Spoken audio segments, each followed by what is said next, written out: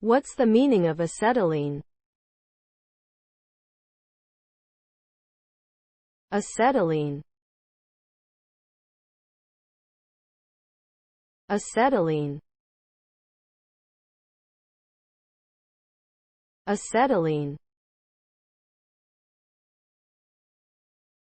Acetylene. Acetylene. Acetylene is a colorless gas with the chemical formula C2H2. It is the simplest alkyne and is a highly flammable gas. Acetylene is produced by the reaction of water with calcium carbide, or by the pyrolysis of methane.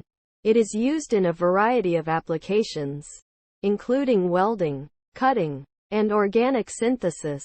Acetylene is a dangerous gas and must be handled with care. It is explosive when mixed with air and can be ignited by sparks or flames.